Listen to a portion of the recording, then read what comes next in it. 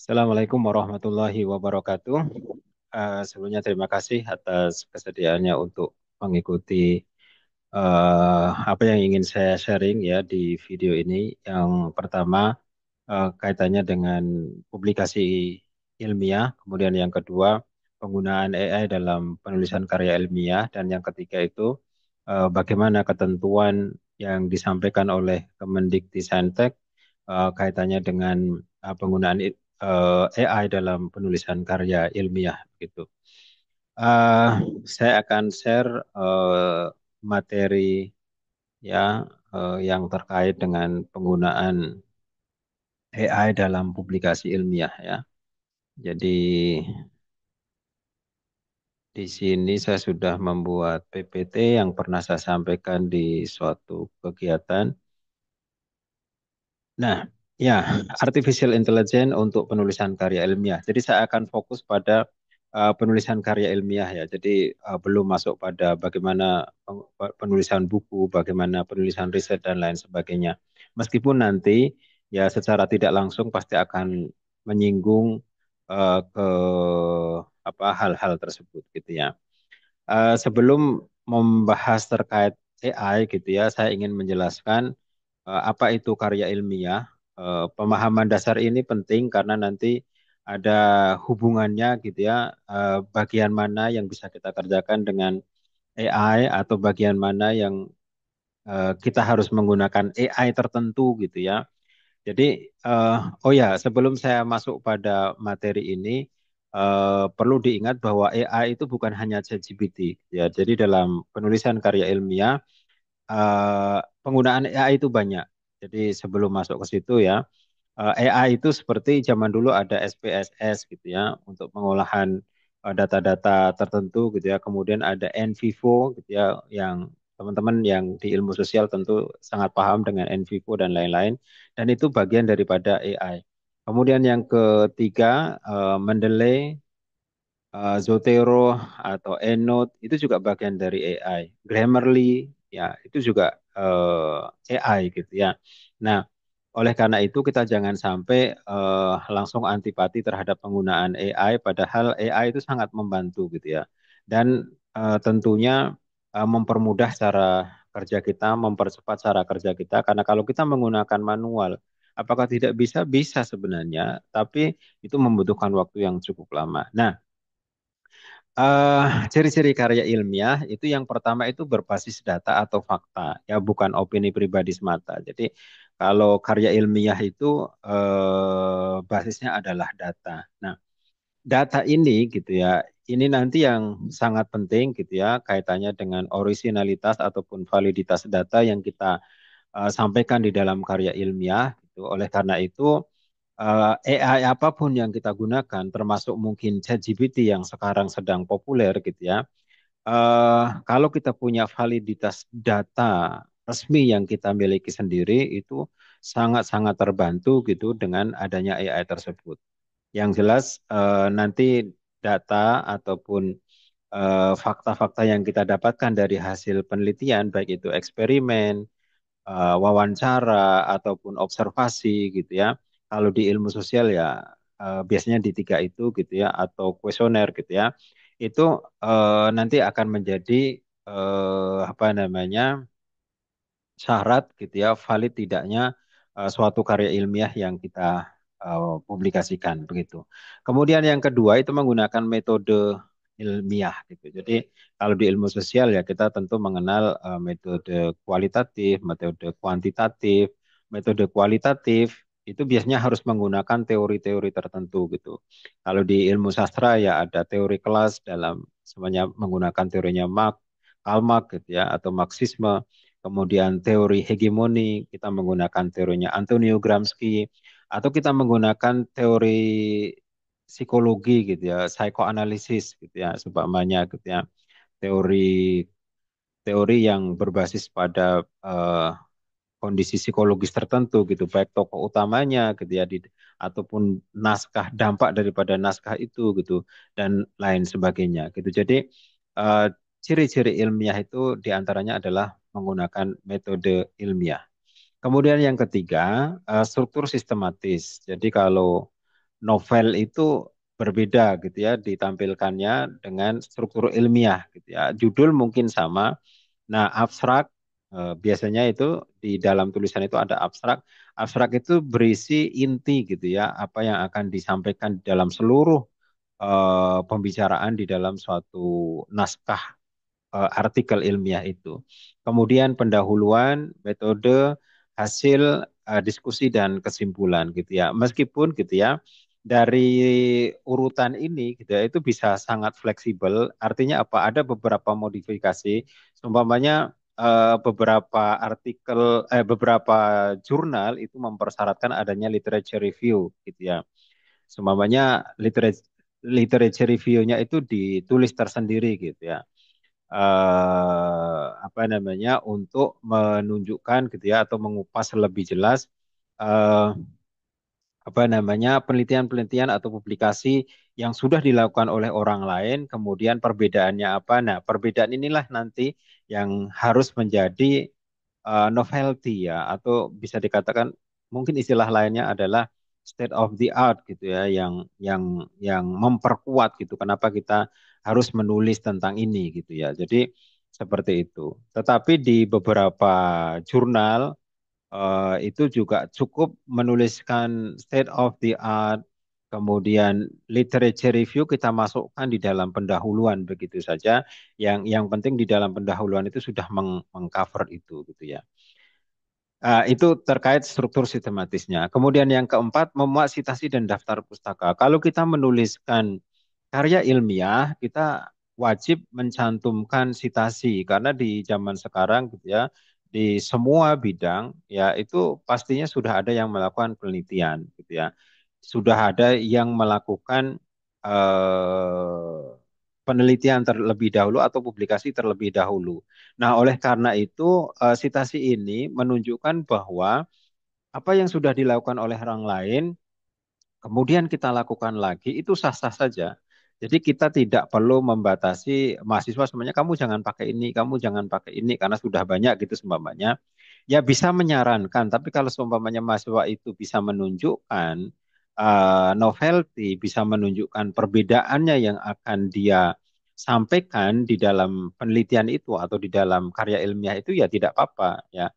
Nah, itulah fungsi sitasi dan daftar pustaka gitu. Sehingga sitasi dan daftar pustaka ini menjadi salah satu ciri suatu karya disebut ilmiah atau tidak. Kemudian yang kelima, ditujukan untuk komunitas akademik. Jadi komunitas akademik itu ya mungkin mahasiswa sarjana S1, mahasiswa S2, mahasiswa S3, dan lain sebagainya gitu. Termasuk teman-teman yang bekerja di lembaga penelitian, bisa di BRIN gitu ya. Kalau dulu ada LIPI, atau ada organisasi-organisasi riset komersil gitu ya dari lembaga-lembaga tertentu atau lembaga non-profit gitu juga biasanya membutuhkan apa namanya publikasi ilmiah gitu yang kita terbitkan di jurnal terutama di jurnal internasional bereputasi begitu. Nah, itu lima ciri-ciri karya ilmiah gitu ya yang nanti akan menjadi dasar bagaimana kita menggunakan AI. Ya. Selanjutnya, eh, nah, saya ingin menjelaskan sedikit, mungkin ada di antara teman-teman yang baru gitu ya, dari S1 gitu ya, yang belum mengetahui secara rinci perbedaan karya ilmiah dan non ilmiah gitu ya. Itu sebenarnya bisa dilihat dari beberapa hal. Yang pertama dari tujuan, bahwa tujuan karya ilmiah itu menyampaikan fakta atau data. Seperti tadi, cirinya adalah data ya. Tapi kalau yang non ilmiah itu biasanya hanya menghibur, menginspirasi, mengkritisi atau beropini gitu ya. Dan sekali lagi bahwa tujuan ini bisa menjadi pembeda gitu ya. Jadi kalau tujuannya seperti yang disebutkan di sini gitu ya, itu berarti ada data, ada fakta yang dihasilkan melalui kajian ilmiah itu berarti karya ilmiah. Kemudian dasar penulisan ya. Dasar penulisan itu yaitu fakta, data, teori dan metode ilmiah ya. Kemudian gaya bahasa. Gaya bahasa di dalam karya ilmiah itu yang formal ya. Jadi subjek, predikat, dan objeknya itu jelas. Jadi tidak eh, terlalu panjang. Saya sering membaca tulisan-tulisan mahasiswa begitu ya.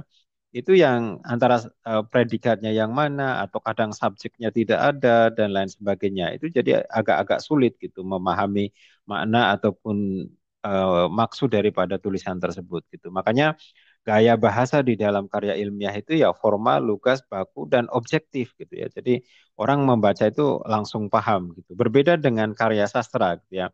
Kalau karya sastra itu ya sangat subjektif gitu ya, bebas, kadang emosional. Kemudian penyusunan kalimatnya juga subjek, predikat, objeknya tidak jelas, tidak apa-apa gitu. Kadang hanya satu kata itu bisa jadi satu kalimat gitu dan lain sebagainya begitu. Nah, kemudian yang keempat itu struktur ya. Struktur di dalam karya ilmiah itu ya ditulis secara sistematis gitu ya. Seperti tadi disebutkan gitu ya. Jadi ada judul, abstrak, pendahuluan, metode, hasil penelitian, diskusi dan kesimpulan gitu ya. Nah, seperti itu. Kemudian gitu ya bisa menentukan juga itu adalah target pembaca. Tadi sudah sama sebenarnya akademisi, peneliti, mahasiswa dan lain sebagainya.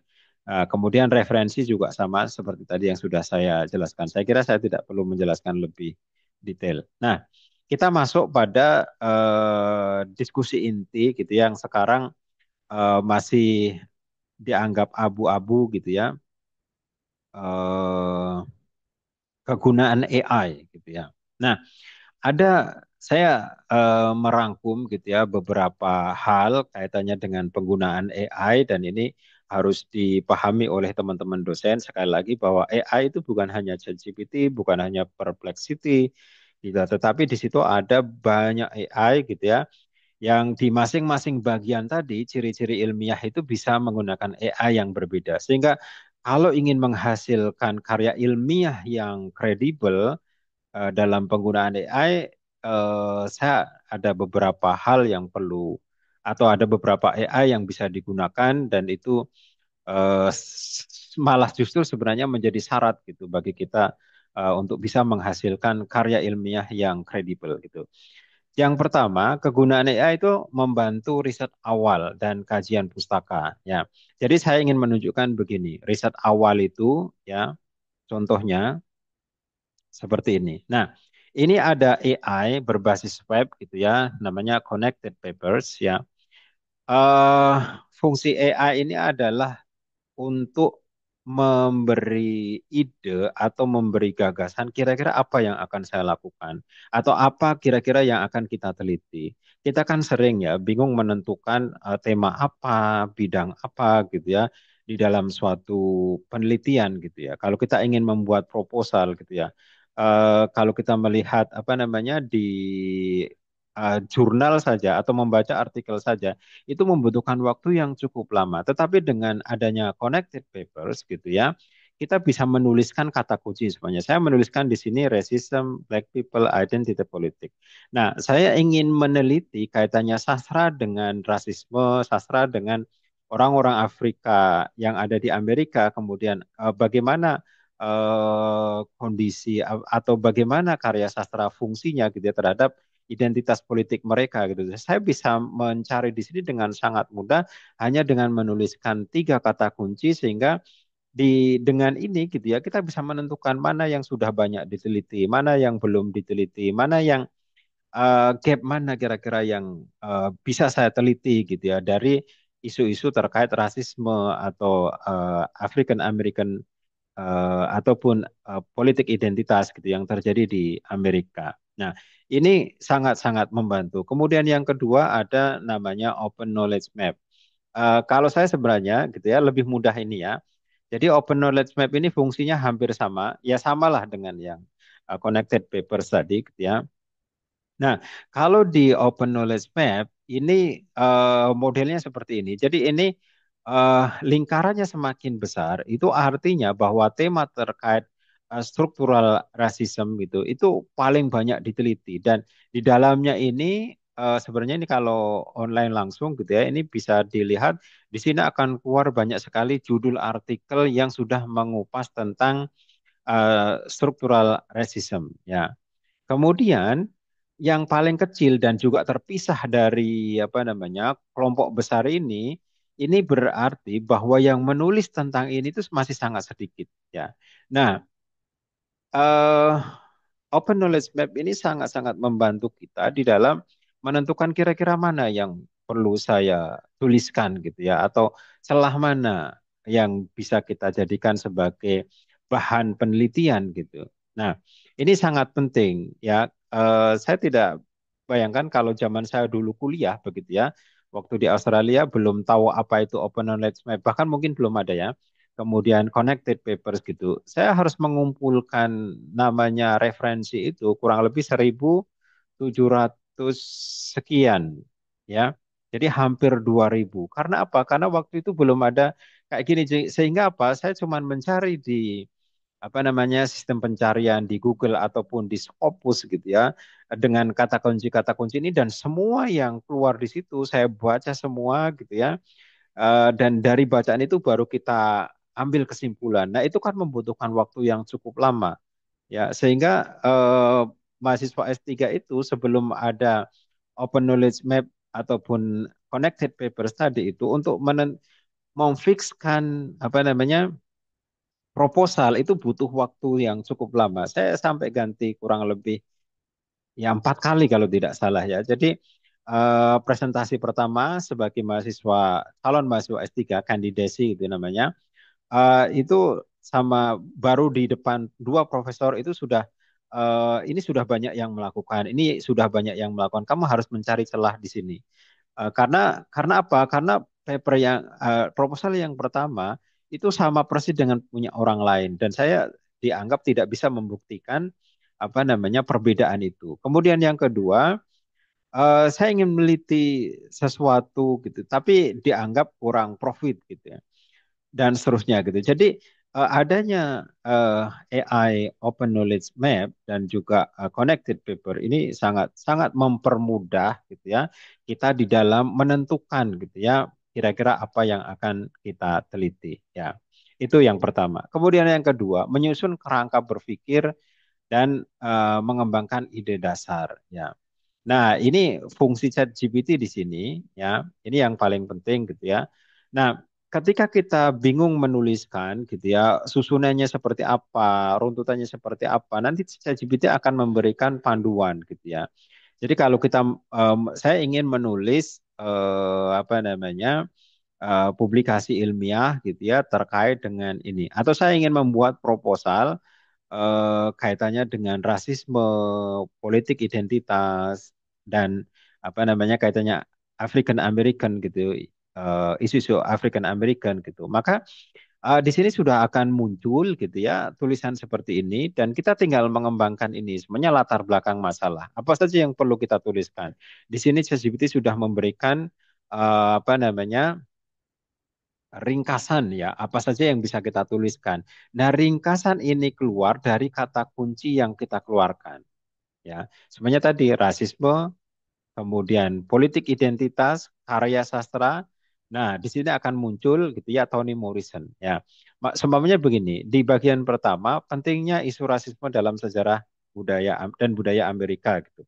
Nah, kita bisa mengembangkan tulisan kita atau dua paragraf dari poin ini gitu ya. Kemudian yang kedua, posisi sastra sebagai media refleksi dan kritik sosial. Kita juga bisa menuliskan ini. Ketiga, Toni Morrison. Kenapa yang muncul Toni Morrison? Ya, karena di dalam apa namanya, di dalam ChatGPT saya sudah memerintahkan bahwa saya ingin meneliti sastrawan gitu yang mengangkat isu tentang rasisme, tentang politik identitas gitu. Nah, di situ sudah menampilkan seperti ini. Nah, dengan adanya guideline seperti ini gitu ya, kita akan mudah menyusun, kita akan mudah mengembangkan ide kita dan lain sebagainya. Nah, itu ya. Jadi fungsinya ChatGPT yang kedua itu menyusun kerangka berpikir ya di dalam mengembangkan ide dasar. Jadi Kalau kita selama ini kan bingung ya, apa saja susunannya seperti apa, itu kan tidak, kadang belum punya bayangan kalau belum terbiasa ya. Tapi kalau kita sudah terbiasa gitu ya, maka kita akan sangat mudah gitu ya untuk apa namanya, untuk menuliskan gitu apa saja yang perlu kita tulis di dalam eh, ChatGPT.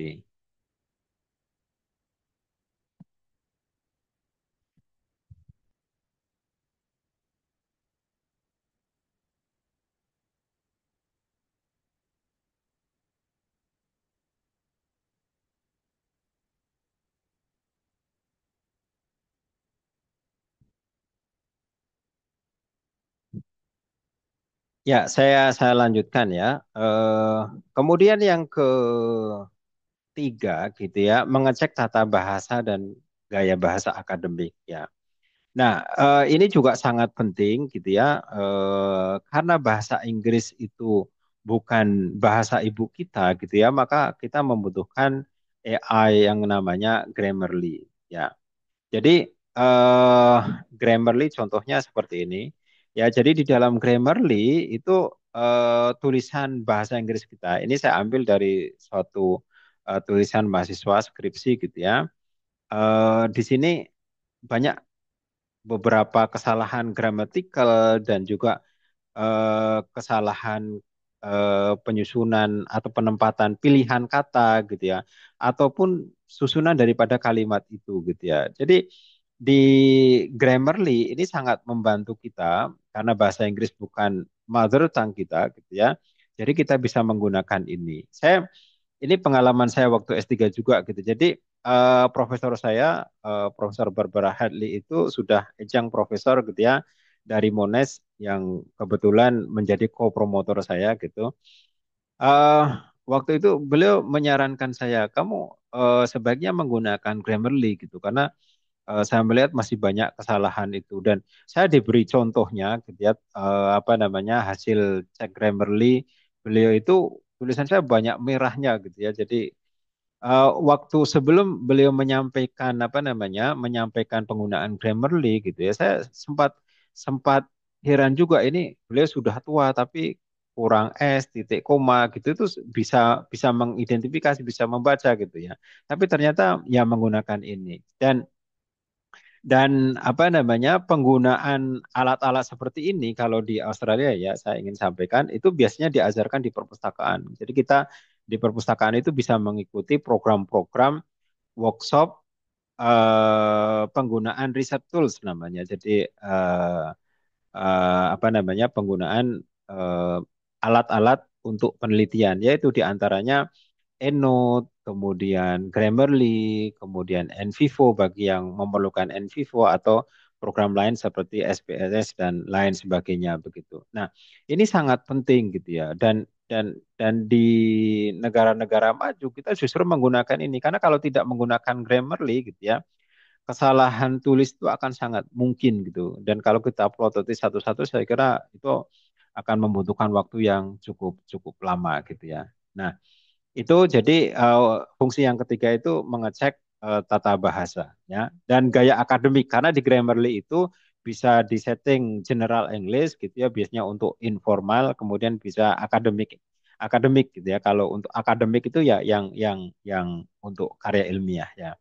Nah, kemudian yang keempat, ini yang paling penting teman-teman semua gitu ya. Jadi AI itu membantu menganalisis dan visualisasi data. Kalau data kita berupa statistik, grafik, diagram, dan tabel, gitu ya, itu atau yang numerik lah, gitu ya, itu AI termasuk ChatGPT itu sangat-sangat membantu, gitu ya.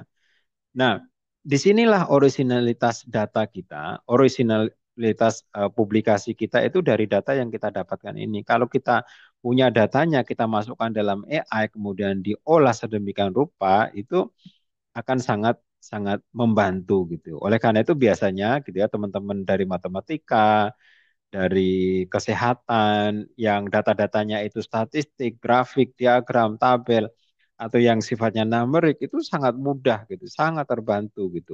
Berbeda dengan kita yang ilmu sosial gitu ya. Ilmu sosial datanya butuh waktu lama membaca novel, harus mengidentifikasi sendiri halaman berapa, ada statement atau data-data terkait sesuai tema penelitian, itu cukup cukup lama.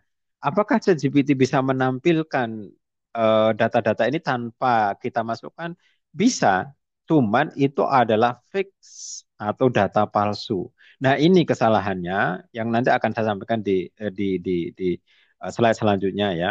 Jadi data palsu dari ChatGPT itu kalau kita minta tolong buatlah analisis suatu karya tertentu gitu ya semuanya.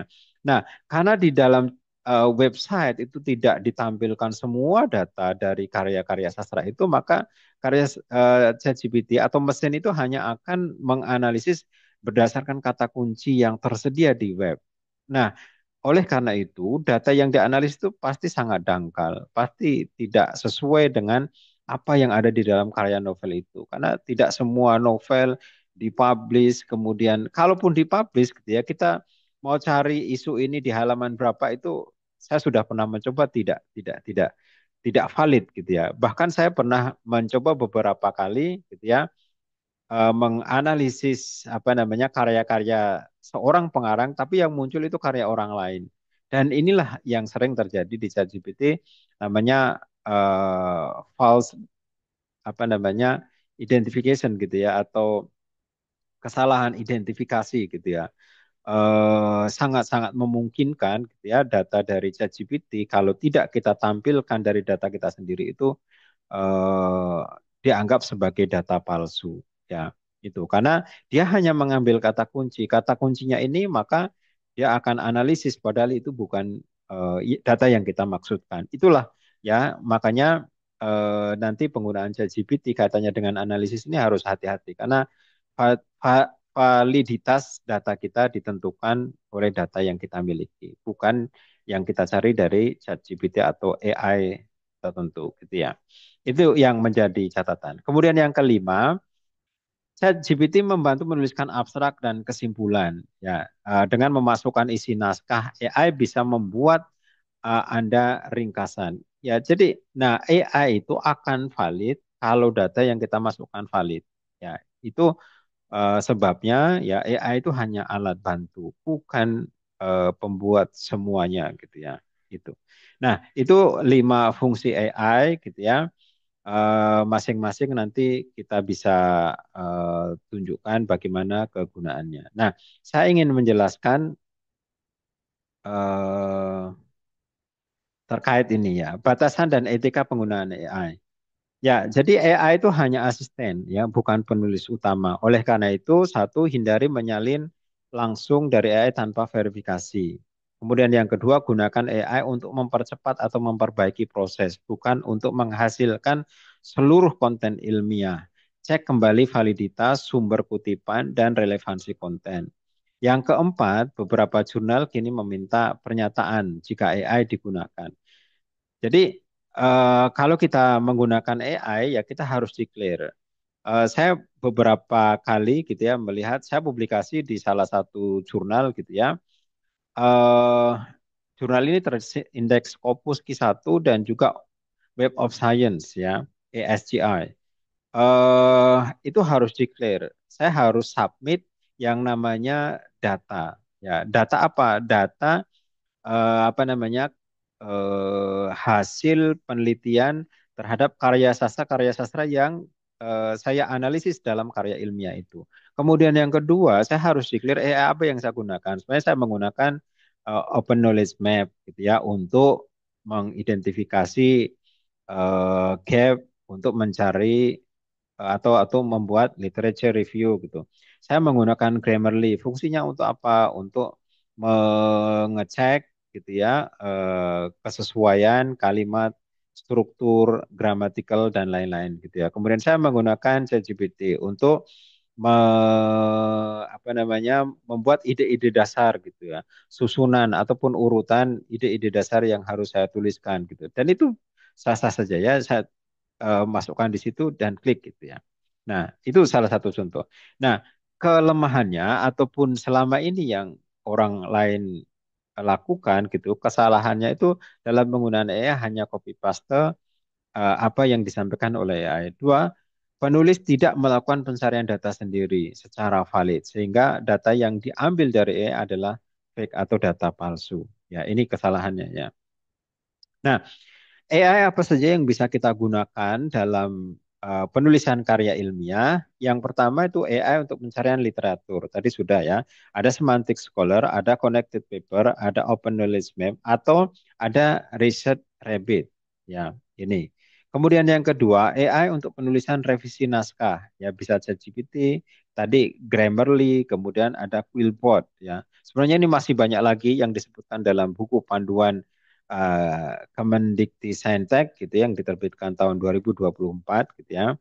Kemudian AI untuk menuliskan sitasi dan juga daftar pustaka itu ada Zotero, ada EndNote, ada Mendeley. Nah, saya contohkan ini aja. Yang paling mudah, yang gratis gitu ya, Mendeley. Nah, di dalam Mendeley ini kita bisa nyimpan saya tidak tahu persisnya berapa gitu ya. Tapi kalau EndNote itu bisa sampai 5.000 mungkin 10.000 ya. Tapi kalau EndNote ini karena mendelay karena ini gratis, saya tidak tahu. Tapi saya sudah nyimpan ratusan gitu ya judul dan juga PDF gitu ya di Mendeley dan itu sangat-sangat membantu kita. Kalau kita menuliskan sitasi, contohnya katakanlah 100 sitasi saja gitu ya, itu kalau ditulis secara manual mungkin seminggu sampai sebulan belum selesai. Tapi dengan adanya mendelay gitu ya, Anda bisa dalam hitungan detik atau menit lah katakanlah 1 menit nggak sampai itu sudah sudah jadi gitu ya. Karena ini sangat-sangat membantu. Caranya seperti apa? Saya kira bisa dicari di YouTube ya. Saya sudah pernah membuatkan panduan penggunaan Mendeley gitu ataupun EndNote yang berbayar ya itu. Nah, itu AI untuk manajemen referensi ya atau manajemen citasi.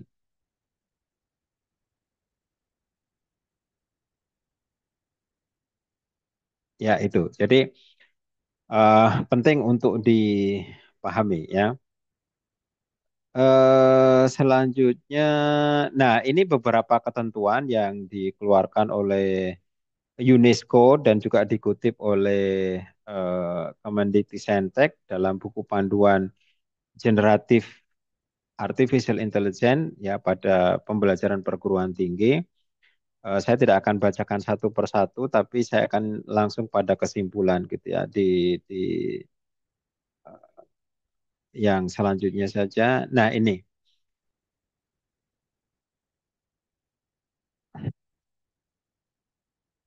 ya, apakah dosen boleh menulis artikel ilmiah menggunakan AI? Ya, pertanyaan ini kan yang menjadi pertanyaan kita. Ya, ya yang pertama selama AI itu berfungsi sebagai asisten, membantu merumuskan ide, menyusun kerangka, melakukan parafrase atau menyunting dan bukan menjadi penulis utama itu bisa ya. Kemudian yang kedua, syarat kedua, karya tetap orisinal. Orisinalnya dari mana? Data yang kita cari data sendiri. Kemudian kita harus mengecek ulang apa yang sudah dilakukan oleh AI gitu ya agar referensi ataupun sitasi yang kita gunakan itu benar gitu ya. Dosen harus memberikan kontribusi analisis, sintesis, dan argumentasi ilmiah yang berasal dari keahlian sendiri. Ya. Jadi AI karena dia apa namanya hanya mengambil kata-kata kunci dan diolah sesuai dengan gayanya AI, ya maka masih memerlukan apa namanya pemikiran-pemikiran yang kita lakukan sendiri, gitu ya. Kemudian yang ketiga, etika dan integritas. Jadi wajib transparan menyebutkan penggunaan AI, memeriksa keakuratan informasi, dan memastikan hasil akhir memenuhi standar publikasi akademik. Tadi seperti yang saya sudah sebutkan, kalau kita menggunakan AI, kita harus declare AI apa saja yang kita gunakan, fungsinya untuk apa, gitu ya, itu harus declare di situ, ya. Nah, dengan kata lain, AI boleh digunakan sebagai co-pilot dalam penulisan, tetapi tanggung jawab penuh terhadap isi dan mutu artikel tetap berada di tangan dosen sebagai penulis. Ya. Ini saya kira sudah sangat jelas gitu ya, bahkan kalau kita mengunjungi gitu ya artikel apa jurnal-jurnal bereputasi yang diterbitkan oleh publisher terkenal gitu ya, seperti Elsevier, kemudian Taylor and Francis, kemudian Springer gitu ya, itu sudah sangat jelas di situ disebutkan beberapa ketentuan penggunaan AI sehingga kita gitu ya sebagai peneliti, sebagai dosen, sebagai mahasiswa harus paham gitu ya bagaimana penggunaan AI secara benar gitu ya. Kita tidak antipati terhadap AI sebaiknya gitu ya. Dan juga tidak terlalu mudah gitu ya menggunakan AI untuk segala-galanya ya karena orisinalitas kita gitu ya itu sangat ditentukan apa namanya dari cara kita menggunakan AI tersebut gitu.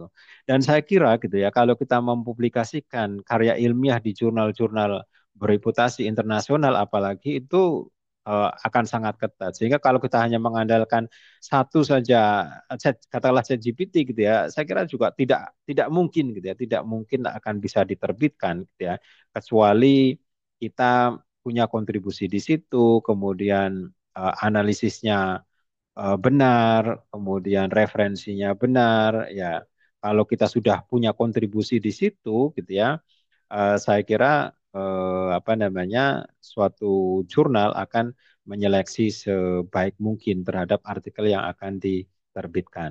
Ya, Eh, itu saya kira gitu ya.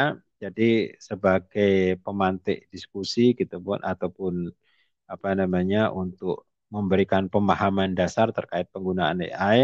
Sekali lagi, AI sangat membantu di dalam pekerjaan kita, baik di dunia akademis gitu ya, maupun kadang non akademis gitu ya, karena kita mencari sesuatu gitu ya, itu kadang bisa dengan mudah kita dapatkan di AI. Jadi prinsipnya di masa AI saat ini kita dituntut bukan hanya cerdas atau pintar, tetapi juga terampil, terampil dalam penggunaan AI yang benar. Itu saja yang dapat saya sampaikan. Sekali lagi terima kasih atas perhatian. Mudah-mudahan yang sedikit ini memberikan kebaikan bagi kita bersama. Saya akhiri. Assalamualaikum warahmatullahi wabarakatuh.